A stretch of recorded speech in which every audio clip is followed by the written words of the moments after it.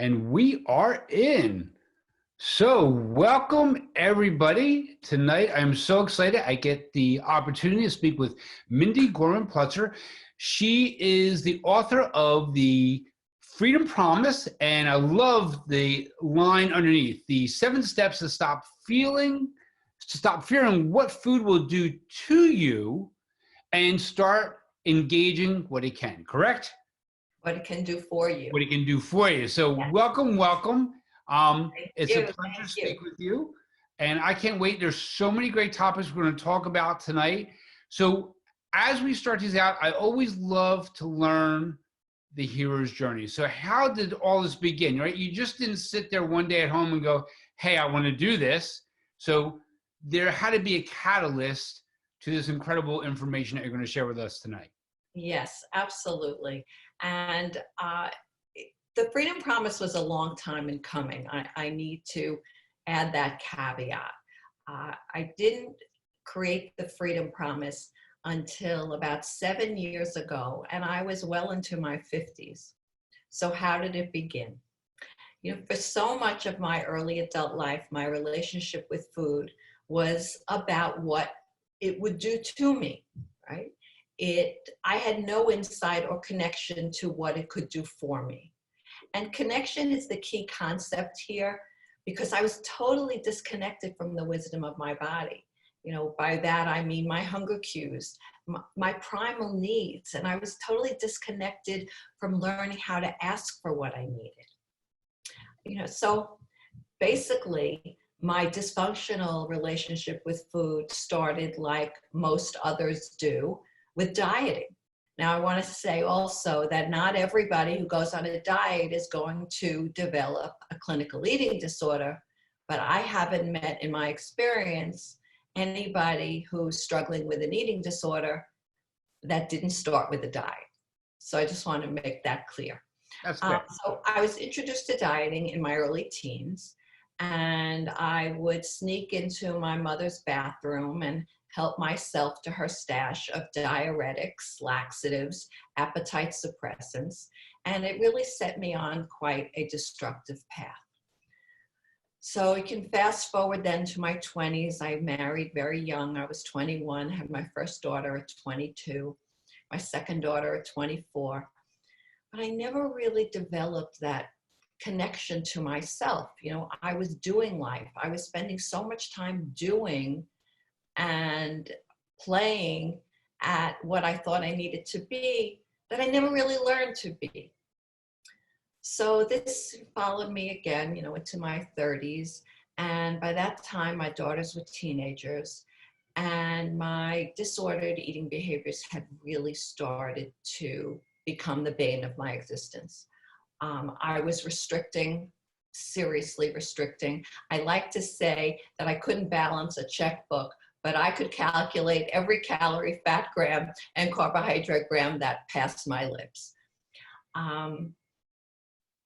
My health started to suffer in that I was laxative dependent, so I was developing all kinds of gut issues. My blood sugar was totally unstable. It was showing up as anxiety and mood disorders. And needless to say, my most beloved relationships were suffering. As I was getting smaller, my daughters were getting bigger. My husband was totally baffled as to what to do, and he vacillated between resentment for me and blaming himself. Needless to say, I was becoming physically, mentally, emotionally, and spiritually bankrupt. I really was a shell, absolute shell. So I reached out for help. I went to my local physician, an internist.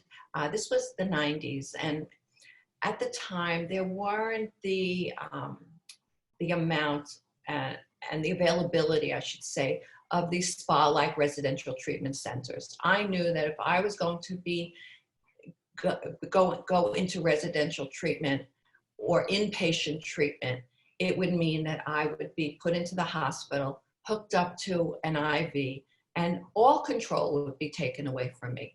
And that scared me the most, because after all, here I was trying to control what I couldn't control. So I set on this new routine of weekly doctor visits where I was being weighed in every week and have my vitals checked. Twice weekly therapy sessions where I was being, going back and blaming whoever the therapist thought needed to be blamed. And regular visits with a dietitian who was giving me meal plans. So basically, I was being told what I needed to weigh, what I needed to think and feel, and what I needed to eat.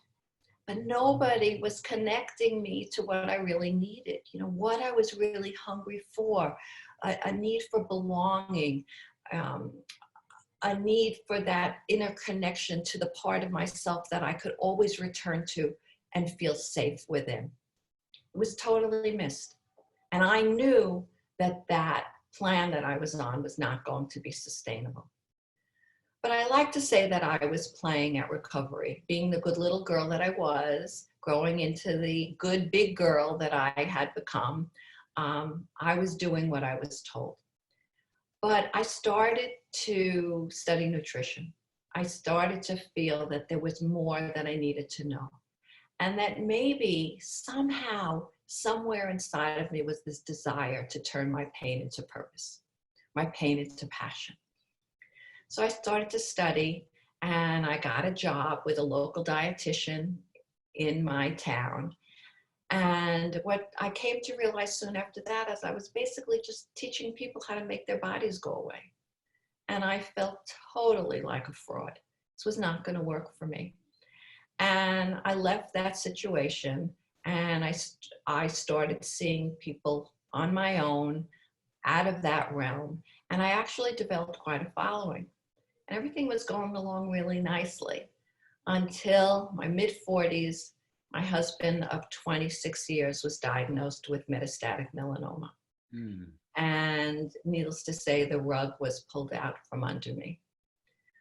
I fell back into that place of darkness, started to rely on my destructive and addictive behaviors in an effort to self-soothe, in an effort to numb and check out from what was becoming my reality, my new normal.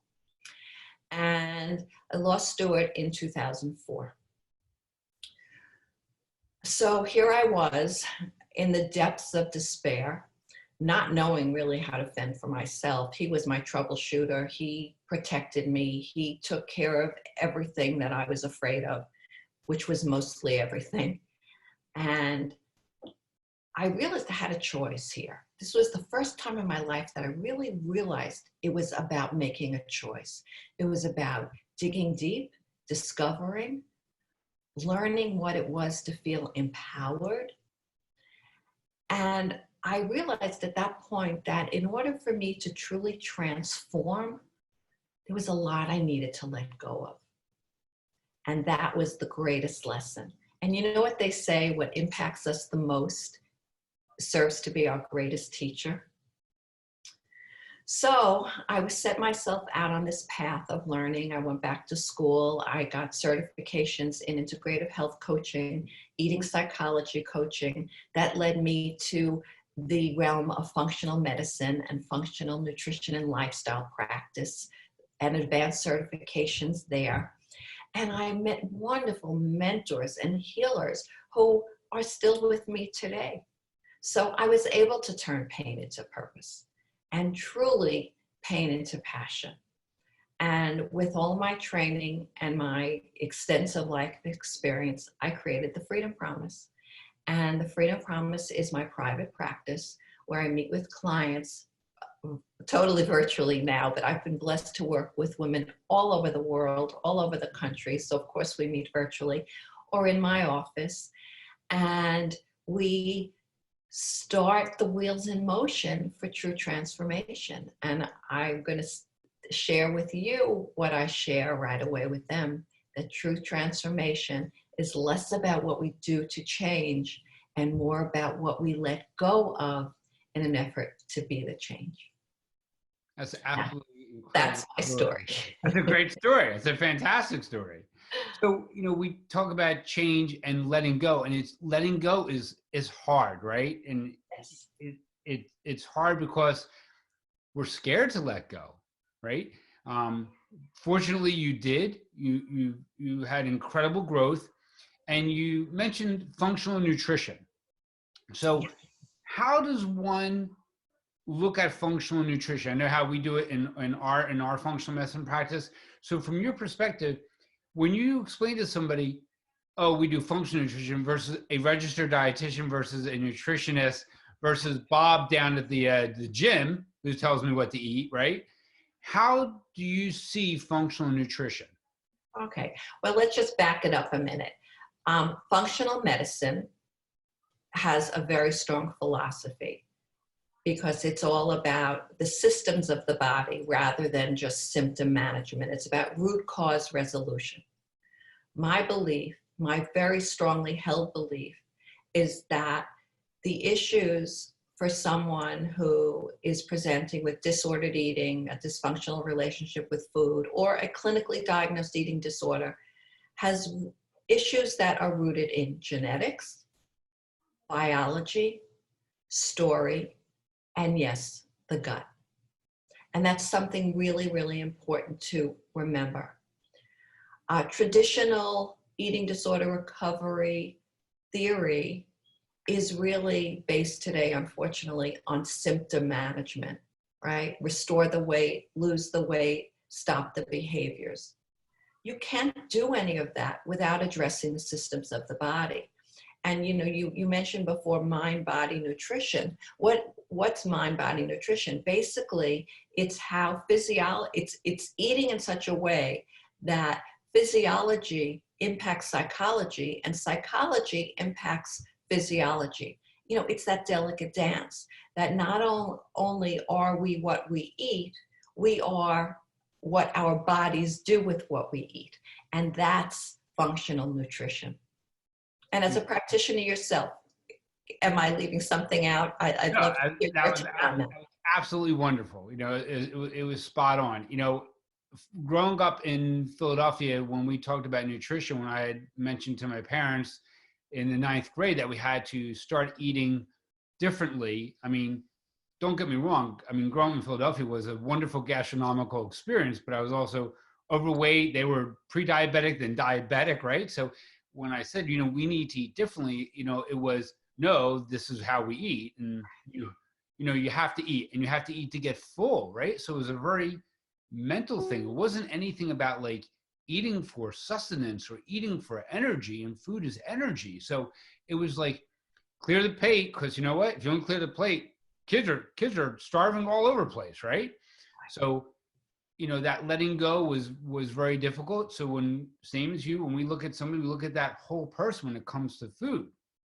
But there's that mental aspect I want to touch on tonight that is super important. These rituals, and you talked about dynamic eating psychology, and I read this on your website, and I think we have to address that.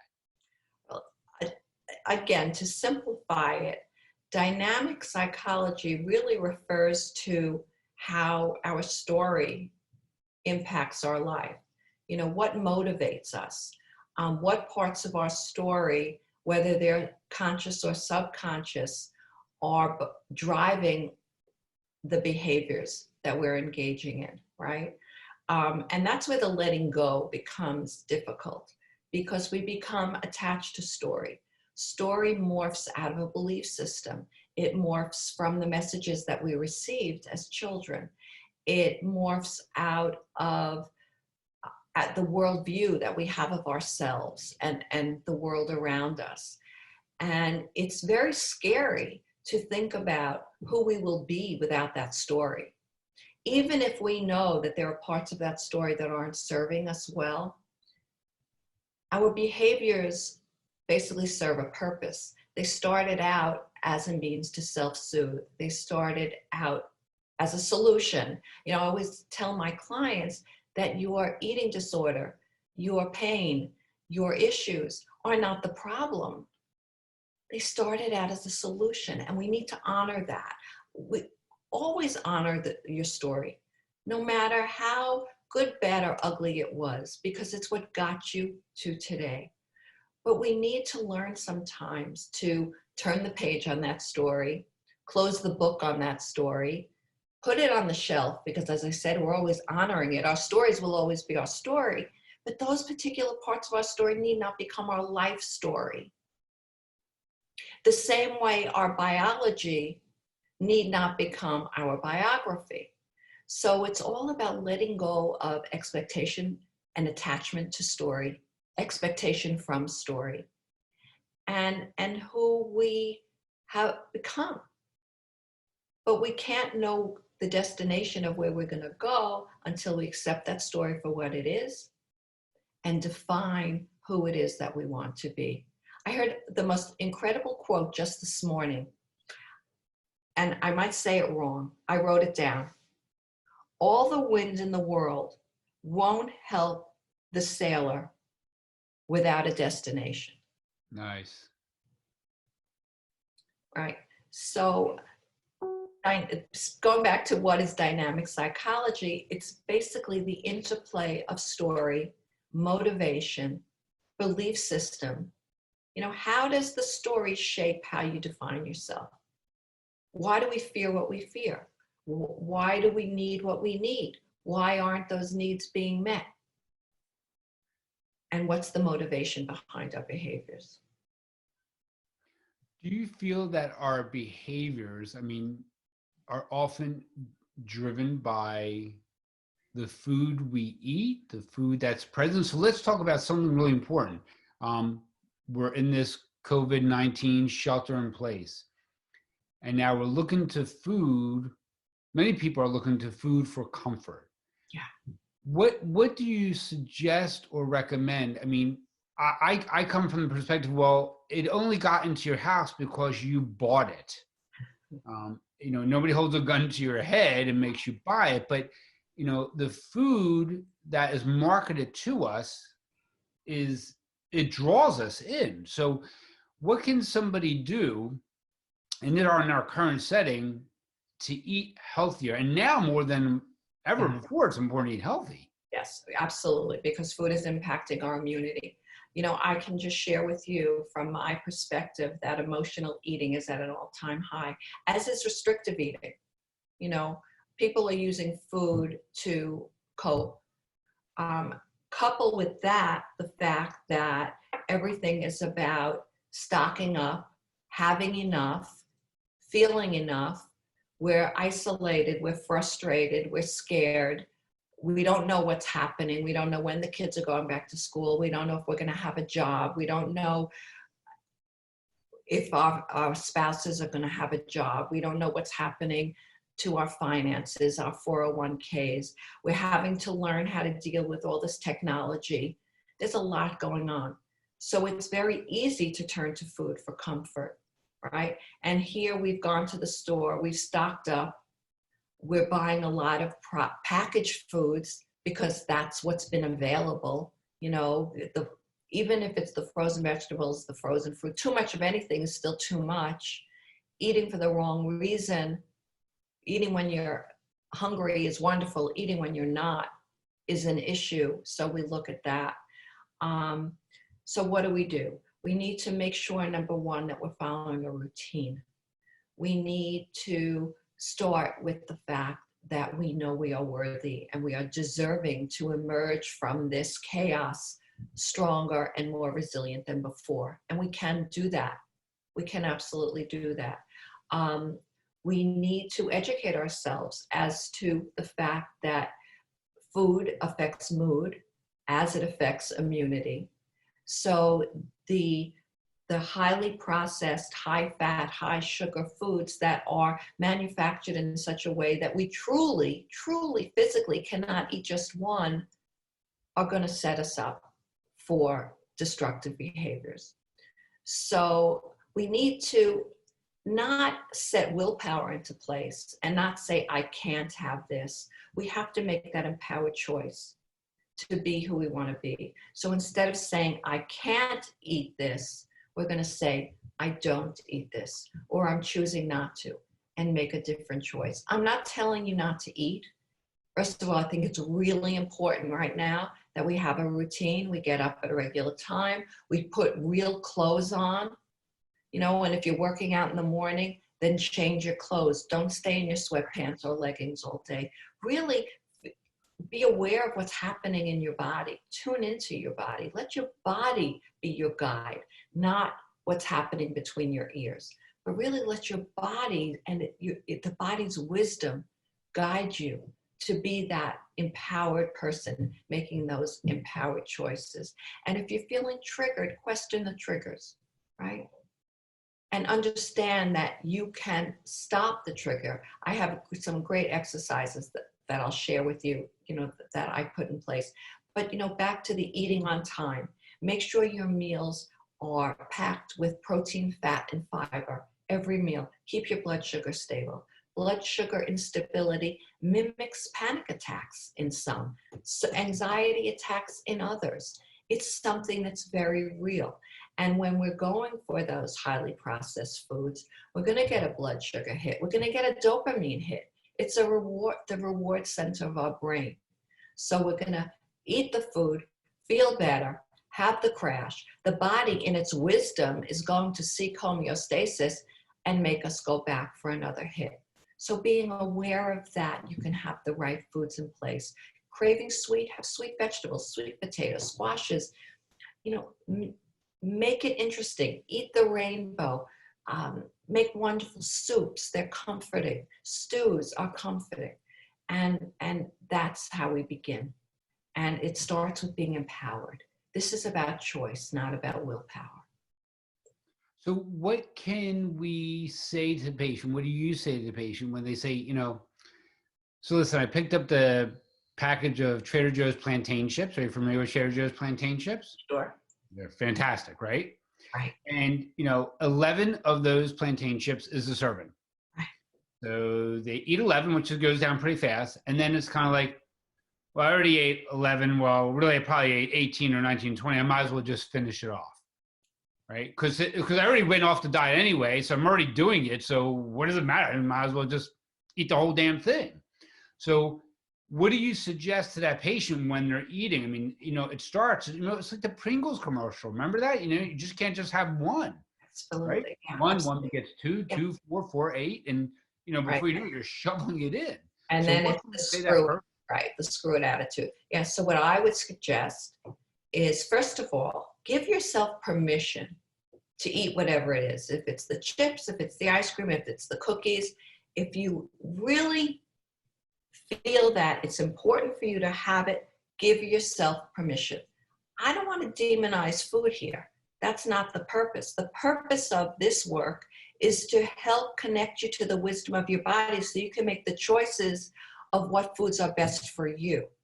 My question is, connect to the wisdom of your body. And if there's a food that doesn't make you feel well, why would you choose to eat it? Love yourself enough to nourish your body the way it wants to be nourished, right? But as far as the chips go, you want those chips, you want the cookies, you want the ice cream. Get yourself a beautiful plate and take your 11 chips and put them on that plate. And now you've given yourself the permission to eat and enjoy. That's the key here. Really enjoy these chips. Experience the chips. So you're going to eat them slowly. You're going to pick one up, put it to your mouth. You're going to get the sensation of what it smells like. You're going to put it in your mouth. You're going to be aware of the taste. Is it salty? You're going to feel the crunchiness of it. You're going to chew it slowly. You're going to feel the texture of it changing in your mouth. You're going to swallow it. You're going to really imagine your body receiving the goodness of this chip because you're giving yourself permission. You've deemed it okay. It's not a bad food. You've taken the morality away from it. I guarantee you, you're not going to overeat those chips. You're going to stop when you've had enough, because by giving yourself permission, you realize you are enough. You're not looking to stuff anything down. Nothing needs to be stuffed down. You're honoring yourself. That's beautiful. And one of the things I tell them to do is people just engulf. Yeah. I don't even think they chew fully, right? I mean, half times they just keep going in, it's like folding a slice of pizza. Like when my wife is from California, and when we moved back here, she said, "Why do you people fold your pizza?" We got to shove it in, right? Because we got to get to the next slice, right? Slice, right? Right? And why don't you fold your pizza is what I want to know. So I tell them to eat that chip, and when you are fully done chewing that one, get to the next one. I think it's also sometimes the way that the food is actually created, that just gives us that dopamine hit, and then we just gotta, you feed the brain, you're feeding the monster. Right. Just jump, jump, jump, jump, jump. So, we try to look for those break points where, like, I love what you said, get a plate. That's important. I gotta be honest with you, that doesn't happen all the time. I love that. If they just grab the plate, put on what they need to put on, whether they weigh it in grams or ounces or count it, and put it away, and then just, go to where you're going to go. I think that's a wonderful tip. That's really incredible. You're honoring the process. Number one, you're giving yourself permission, right? You're indulging in self-care, and you're honoring the experience. And that's what eating should be about. I like to tell my clients, when you eat, right? Bring your best self to the table. But let's take this, look at the flip side of this. Let's say that you are at your wit's end. It's been a really tough day, right? You feel like you're failing third grade. You don't know what's going on. Maybe you have got news that you were furloughed. You put in for a government loan. You haven't heard a word. Maybe you've been denied. Things are really not going well. And your go-to has been stuff it down. Right. There's an exercise that I love that I've introduced to my clients. It's called the 4 Ds. Delay, distract, determine, and decide.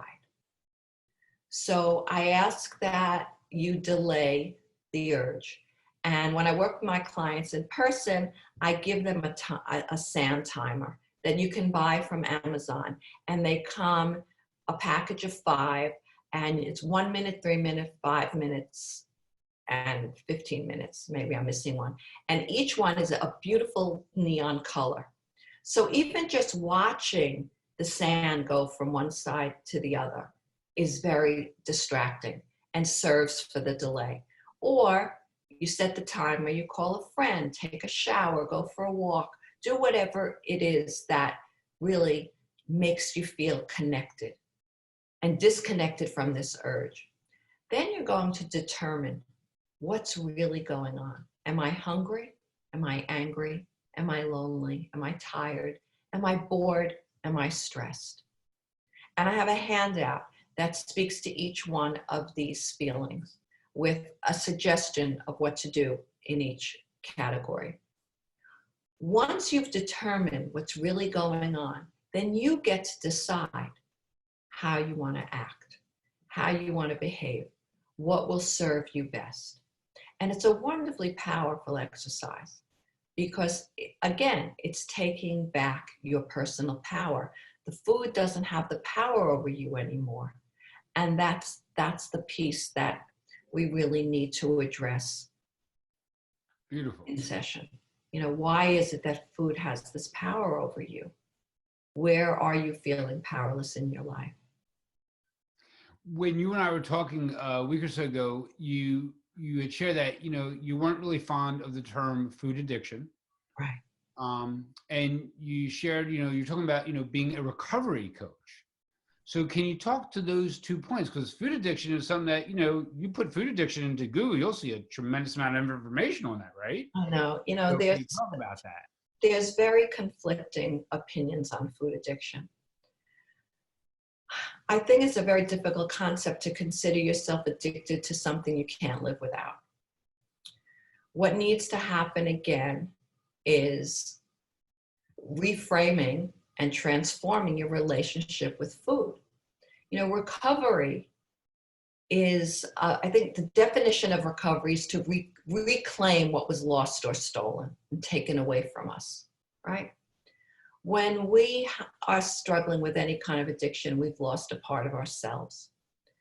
I find it impossible, having been there myself, to ever develop a trusting, loving relationship with food and my hunger if I'm telling myself or being told that I have an addiction to a substance that I can never go near again.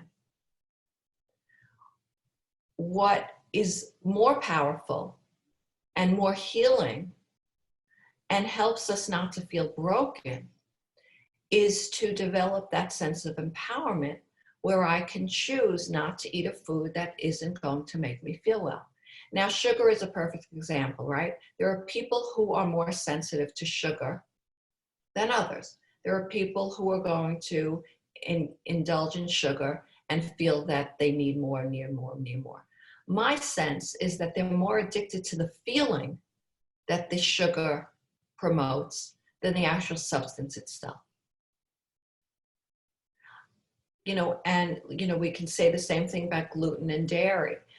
There are morphine-like substances in gluten and dairy. I believe it's gluteomorphin and caseomorphin for gluten and dairy.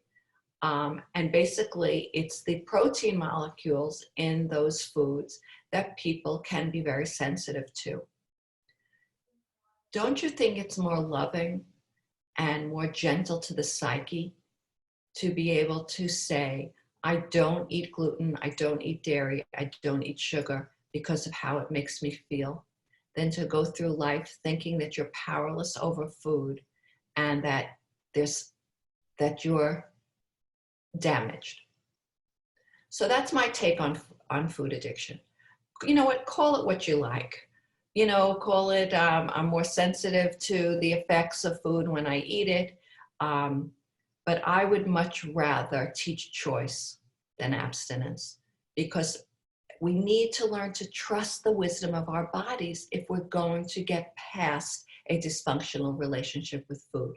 We need to learn to trust our hunger. We need to learn to trust that we can stop when we've had enough. My 7 steps to food freedom speak to just this. And the book I wrote and the program that I now have online as a do-at-home study program speaks to all aspects of recovery. And the 7 steps are an acronym for freedom. So the very first step is find your enough, face your feelings, and feel the love, right? So if we don't find our enough, if we don't find that place within us that we can always come home to, I refer to it as that sacred space of solitude. The brownie, the glass of wine, the new pair of shoes will never satisfy if we don't have that relationship with ourselves, right? And what I wanted to say before is about recovery it's all about relationships, and it starts with that relationship with ourselves. The second step, R, is rest and digest.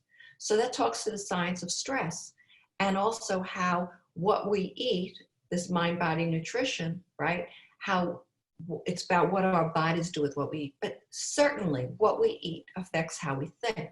The gut-brain connection is powerful. The gut sends more messages to the brain than the brain sends to the gut. So we can manage our stress with the right kind of food and respect our bodies by what we put into them, right? It's more than we are what we eat. Again, it's what our bodies do with what we eat. And the messages, food is information for the body. So what messages are you sending to your body with the foods that you're choosing? Eat when you're hungry, stop when you've had enough. We talked about that. So it's physical hunger versus emotional hunger, and what's the difference and how to navigate it. Eat mindfully. Who's showing up at the table? Are you distracted? Are the negative thoughts going through your head? They're just as distracting as looking at your phone while you're eating. Do something every day to make your body feel alive. So this speaks to the concept of honoring your body with movement rather than punishing it with exercise that's designed to make it go away. And body image, of course. And then only eat whole foods as often as you can. We spoke to that. So that talks about macronutrients, micronutrients, the energetics of food, right? How if we eat food that grows up to the sky, we're going to feel lighter. We're going to feel less burdened. And when we feel lighter, we become lighter. And finally, make sure you surround yourself with what truly nourishes, because the truth, Michael, and everybody that's listening, what truly nourishes us is not found in the kitchen. Ah, beautifully said. Absolutely beautiful. So I want you to share with me, if you can, what's it like? Can you walk me through it when when a patient comes to you? What do they need to give you? What do you want from them? How do you guys work together? Okay, well, it starts off when someone books an appointment with me, they receive a very comprehensive health history form. So it's not only health history, it's social history, psychological history. And I want to know what was going on in their lives when these issues started. And I rely a lot on the tools of functional medicine, the functional timeline, functional matrix, which really allows us to put together the puzzle that is their lives. So I go through that. I'll have a series of questions ready for them when we meet about what was going on in their lives when this started. And I want to know their story. I want to know where they were from the very beginning. I want to know what triggers them. I want to know what's worked for them in the past and what hasn't worked for them. I want to know how they're sleeping. I want to know how they manage stress. I want to know, of course, about their nutrition and hydration. I want to know about their relationships. And I want to know about their movement. And because everybody is different and everybody presents with a different story and different biology, we set a plan in motion from there. And we decide together, because I believe in partnership. I believe in an empowering partnership. We decide together what the best course of action is. And I offer several different kinds of programs. We can meet for 4 sessions, 8 sessions, 12 sessions, or offer unlimited coaching for eating disorder recovery, where they basically have 7-day-a-week access to me. There is meal tracking, meal planning. Again, it's so bio-individual, but I am totally there for them, and I help them navigate life in recovery, whether they're returning to school, whether they're returning to work, whether returning to a relationship. And again, most importantly, how they are reframing that relationship they have with themselves. And very often, it's more than reframing. Very often, it's about reinventing. Absolutely beautiful. So I have one more question to ask you. I know I want to be respectful of your time. And this is kind of putting you on the spot. So can you share with me one of your favorite cases or a testimonial, something that really stood out that somebody can, grab onto and say, you know what, that sounds like me and I need to be helped by Mindy? Oh, yeah. I have a few. One that comes to mind first is a fabulous young woman who in college struggled with restrictive eating. She was diagnosed with anorexia, and she even went for residential treatment. Got through college, had a very, very successful job now. She's in her early 20s. But what was happening was she was discovering and alarmed by behaviors that were more on the binge behavior side. So through a lot of exploring and examining what was going on in her life, we discovered together that she was coming home from work and feeling lonely, engaging in these behaviors, actually planning her binges on her way home. But on the weekends, when she was fully engaged with her friends and doing what she loved and feeling connected to her life, she was essentially binge free. So we introduced some things for her to do during the week when she came home that she could plan before she got home.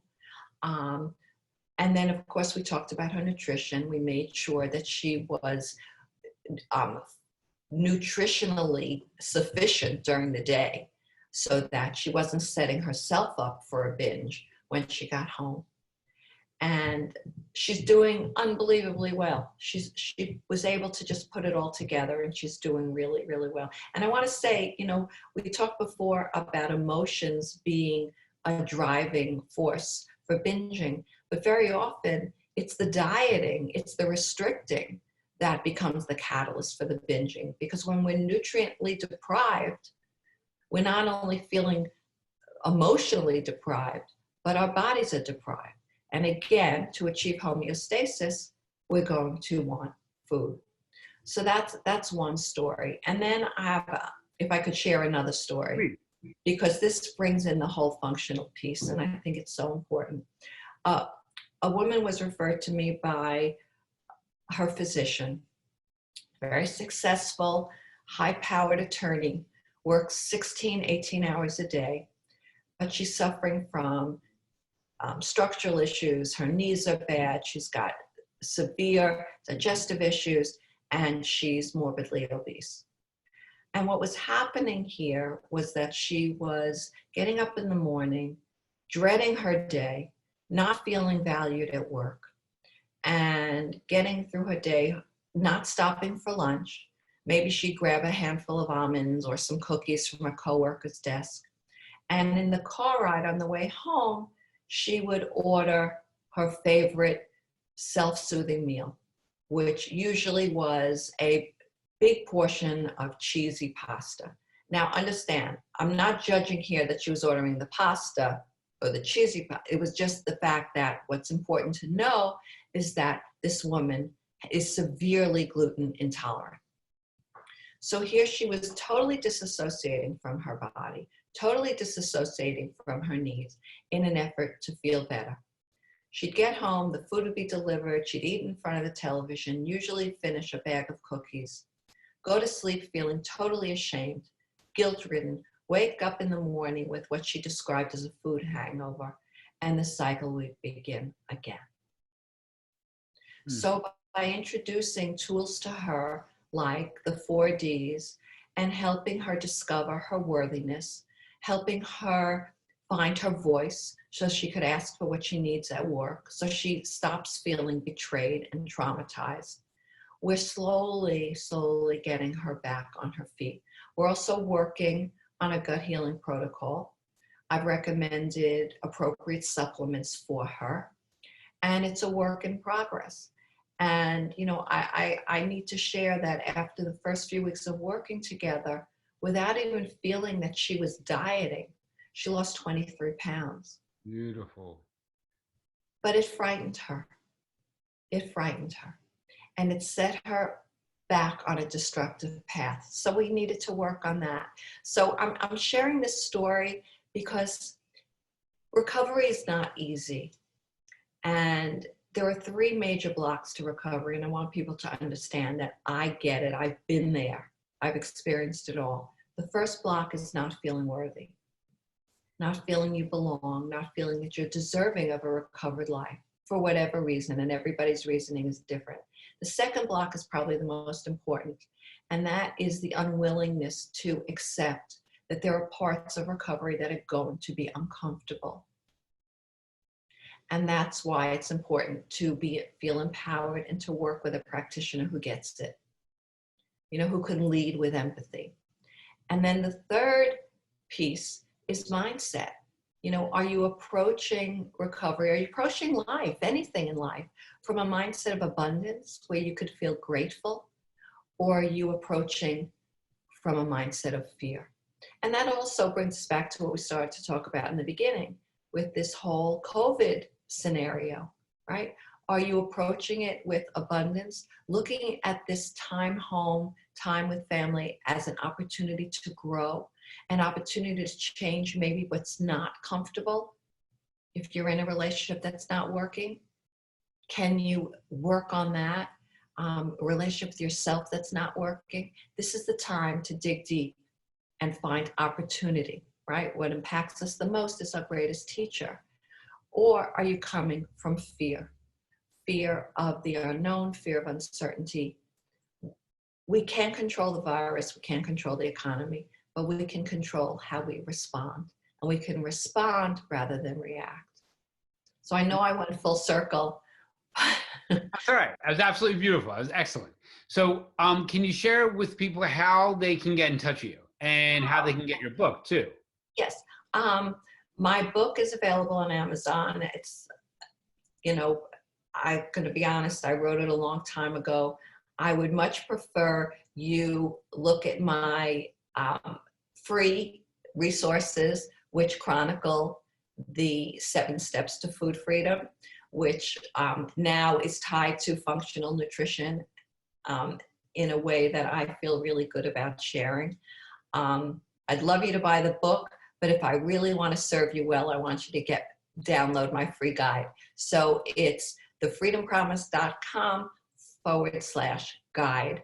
And I have a free masterclass where actually you'll meet you'll meet the 2 clients I described and another one. And I go through 3 of the 7 steps in the masterclass, the first, the third, and the 7th. And that's thefreedompromise.com/masterclass. And if you're interested in my home study program, I just cut the price in half to honor the fact that we are all in desperate and uncertain times. And that information you can get at the end of my webinar. So, and then if you want to email me, ask me questions. I love being engaged with my audience. It's Mindy@thefreedompromise.com. And I promise I'll respond. I can put all those links in when I put this back up again, correct? Wonderful, wonderful. So listen, thank you so much for your time tonight. I really appreciate it. And I look forward to next time when we talk. Thanks, Michael. I so appreciate the opportunity. Stay safe, stay healthy, and stay happy and well nourished. You as well. Thank you. Thanks. Bye-bye. Good night.